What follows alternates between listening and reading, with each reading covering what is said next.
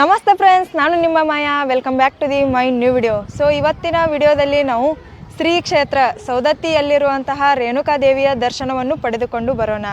ಸದ್ಯಕ್ಕೆ ನಾನಿರುವೆ ಜೋಗುಳಬಾವಿಯಲ್ಲಿ.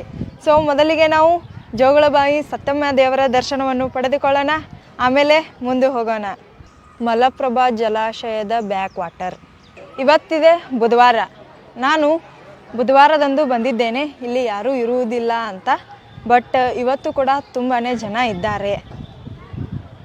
ಬನ್ನಿ ಮೊದಲಿಗೆ ಜೋಗುಳಬಾವಿಯನ್ನು ತೋರಿಸುತ್ತೇನೆ. ಗೈಸ್, ಇದೇ ನೋಡಿ ಜೋಗುಳಬಾವಿ. ಮೊದಲಿಗೆ ಯಲ್ಲಮ್ಮನ ದೇವರ ದರ್ಶನವನ್ನು ಪಡೆದುಕೊಳ್ಳುವುದಕ್ಕಿಂತ ಮೊದಲು ಇಲ್ಲಿ ಬಂದು ಜೋಗುಳಬಾವಿಯಲ್ಲಿ ಸ್ನಾನವನ್ನು ಮಾಡಿ ಆಮೇಲೆ ದೇವರ ದರ್ಶನವನ್ನು ಪಡೆಯುವುದು ಇಲ್ಲಿನ ಒಂದು ಪದ್ಧತಿಯಾಗಿದೆ. ಮತ್ತು ಈ ಜೋಗುಳಬಾವಿಯಲ್ಲಿ ಸ್ನಾನ ಮಾಡಿದರೆ ಕುಷ್ಠರೋಗಗಳು ಕೂಡ ನಿವಾರಣೆ ಆಗುತ್ತದೆ ಅಂತ ಭಕ್ತಾದಿಗಳ ನಂಬಿಕೆ ಇದೆ.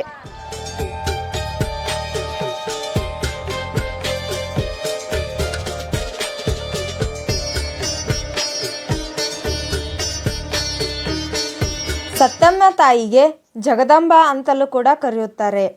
ಜಗದಂಬ ಎಂದರೆ ವಿಶ್ವದ ತಾಯಿ ಮತ್ತು ಕಾಳಿಕಾ ದೇವಿಯ ರೂಪವೆಂದು ನಂಬಲಾಗಿದೆ. ಇದೇ ನೋಡಿ ಸತ್ಯಮ್ಮ ದೇವಿಯ ದೇವಸ್ಥಾನ. ನಾನು ಕೂಡ ಈಗ ದರ್ಶನವನ್ನು ಪಡೆದುಕೊಂಡು ಬಂದೆ.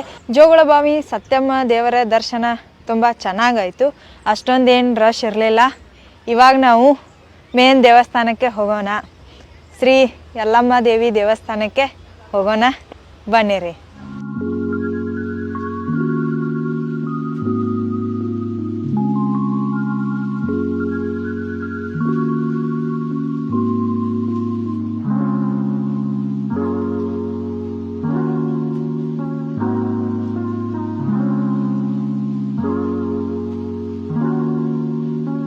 ಯಲ್ಲಮ್ಮನ ಗುಡ್ಡ ಸೌದತ್ತಿಯಿಂದ 5 ಕಿಲೋಮೀಟರ್ ದೂರದಲ್ಲಿದೆ.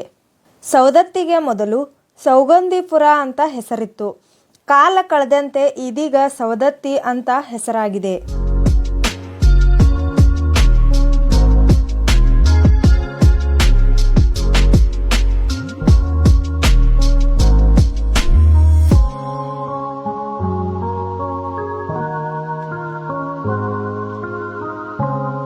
ನಾನೀಗ ಸೌದತ್ತಿ ಯಲ್ಲಮ್ಮನ ಗುಡ್ಡಕ್ಕೆ ಬಂದು ತಲುಪಿದ್ದೇನೆ. ಈಗ ಹೋಗ್ತಾ ಇದ್ದೀನಿ ಯಲ್ಲಮ್ಮ ದೇವಿ ದೇವಸ್ಥಾನದ ಕಡೆಗೆ.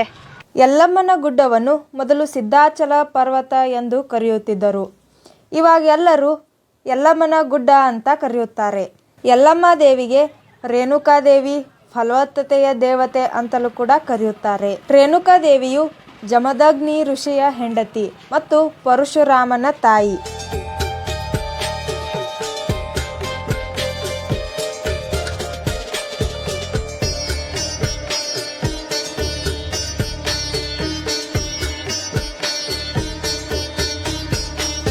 ನಾನೀಗ ದೇವಸ್ಥಾನದ ಲೈನ್ನಲ್ಲಿ ಹೋಗ್ತಾ ಇದ್ದೀನಿ. ಅಷ್ಟೊಂದು ರಶ್ ಇಲ್ಲ, ಖಾಲಿ ಇದೆ, ನೋಡ್ಬೋದು ಇಲ್ಲಿ.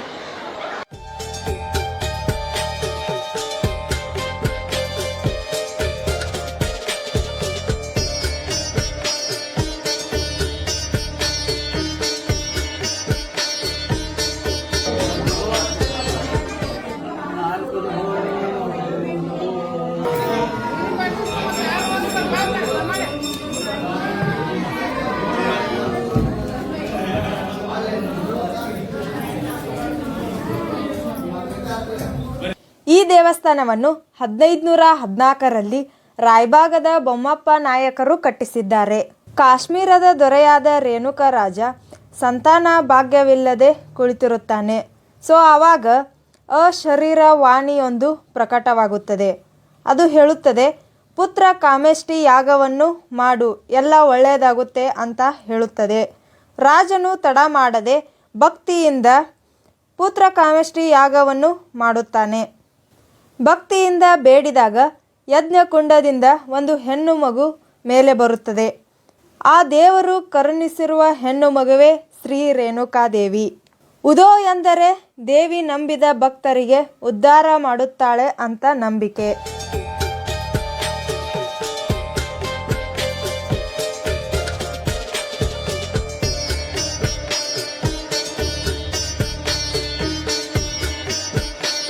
ಈಗ ನಾನು ಬಂದೆ ಪರಶುರಾಮ್ ದೇವಸ್ಥಾನಕ್ಕೆ. ಪರಶುರಾಮ್ ಯಾರು ಅಂದರೆ ರೇಣುಕಾದೇವಿಯ ಮಗ. ರೇಣುಕಾದೇವಿಯು ಒಂದು ತಪ್ಪನ್ನು ಮಾಡಿರುತ್ತಾಳೆ. ಸೊ ಆವಾಗ ಜಮದಗ್ನಿಗೆ ತುಂಬಾ ಸಿಟ್ಟು ಬರುತ್ತದೆ. ಆವಾಗ ತನ್ನ ಮಕ್ಕಳನ್ನು ಅವನು ಕರೆಯುತ್ತಾನೆ. ಕರೆದು ಹೇಳುತ್ತಾನೆ ತಮ್ಮ ತಾಯಿಯ ಶಿರವನ್ನು ಕತ್ತರಿಸಲು. ಸೊ ಆವಾಗ ಆ 4 ಮಕ್ಕಳು ಹಿಂಜರಿಯುತ್ತಾರೆ. ಅವರನ್ನು ಜಮದಗ್ನಿಯು ಶಾಪ ಕೊಟ್ಟು ಸಾಯಿಸಿ ಬಿಡುತ್ತಾನೆ. 5ನೇ ಮಗ ಪರಶುರಾಮನು ಅಲ್ಲಿಗೆ ಬರುತ್ತಾನೆ. ಸೊ ಬಂದಾಗ ತಂದೆಯ ಆಜ್ಞೆಯಂತೆ ತಾಯಿಯ ರುಂಡವನ್ನು ಕತ್ತರಿಸುತ್ತಾನೆ. ಆವಾಗ ಜಮದಗ್ನಿಗೆ ಖುಷಿಯಾಗುತ್ತದೆ. ನಿನಗೆ ಏನು ವರ ಬೇಕು ಕೇಳು ಎಂದು ಜಮದಗ್ನಿಯು ಪರಶುರಾಮನಿಗೆ ಹೇಳಿದಾಗ ಅವನು ಕೇಳಿಕೊಳ್ಳುತ್ತಾನೆ 3 ವರವನ್ನು. ತನ್ನ ತಾಯಿಯ ಮರುಜನ್ಮವನ್ನು ಕೇಳುತ್ತಾನೆ. ಅದನಂತರ 2ನೇ ವರವಾಗಿ ತನ್ನ 4 ಸಹೋದರರ ಪುನರ್ಜನ್ಮವನ್ನು ಕೇಳುತ್ತಾನೆ. 3ನೇ ವರವಾಗಿ ನಿಮ್ಮ ಕೋಪವನ್ನು ಬಿಡಬೇಕು ಎಂದು ಕೇಳಿಕೊಳ್ಳುತ್ತಾನೆ. ಸೊ ಜಮದಗ್ನಿಯು ಈ 3 ವರಗಳನ್ನು ಪರಶುರಾಮನಿಗೆ ಕೊಡುತ್ತಾನೆ.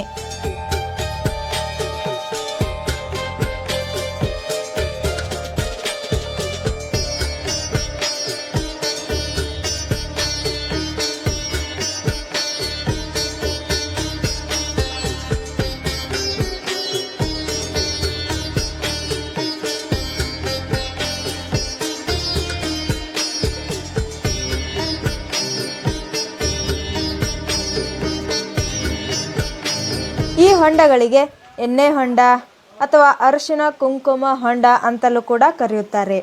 ಈ ಹೊಂಡದಲ್ಲಿ ಉದ್ಭವವಾಗಿರುವ ಜಲವನ್ನು ತೀರ್ಥದ ರೂಪದಲ್ಲಿ ಭಕ್ತಾದಿಗಳು ತೆಗೆದುಕೊಂಡು ಮನೆಗೆ ಹೋಗುತ್ತಾರೆ.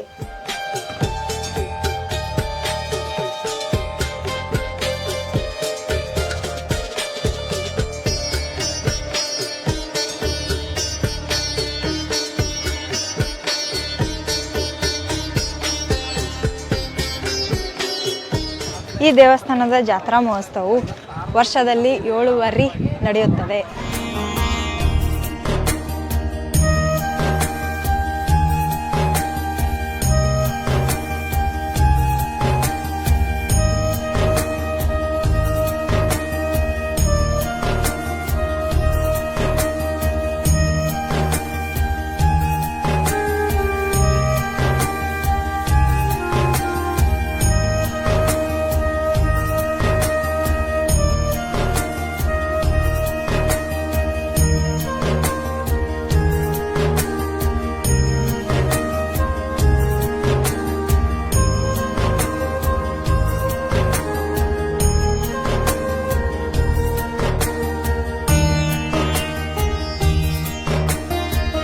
ರೇಣುಕಾದೇವಿ ನಿಮ್ಮ ಎಲ್ಲ ಆಸೆಗಳನ್ನು ಈಡೇರಿಸಲಿ. ನಾನಂತೂ ದರ್ಶನ ಮಾಡ್ಕೊಂಡು ಬಂದೆ. ನಾನು ಸೌದತ್ತಿಗೆ ಬಂದಿರುವುದು ಇದೇ ಫಸ್ಟ್ ಸರಿ. ನನಗಂತೂ ತುಂಬಾ ಖುಷಿ ಆಯಿತು. ಮತ್ತು ಕಮೆಂಟ್ನಲ್ಲಿ ನೀವು ಎಲ್ಲರೂ ಉದೋ ಯಲ್ಲಮ್ಮ ದೇವಿ ಅಂತ ಕಮೆಂಟ್ ಹಾಕಿ, ನನಗೂ ಕೂಡ ಖುಷಿ ಆಗುತ್ತೆ. ಈ ವಿಡಿಯೋನ ಇಲ್ಲೇ ಎಂಡ್ ಮಾಡ್ತಾ ಇದ್ದೀನಿ. ಮುಂದಿನ ವಿಡಿಯೋದಲ್ಲಿ ಮತ್ತೆ ಸಿಗ್ತೀನಿ. ಧನ್ಯವಾದಗಳು.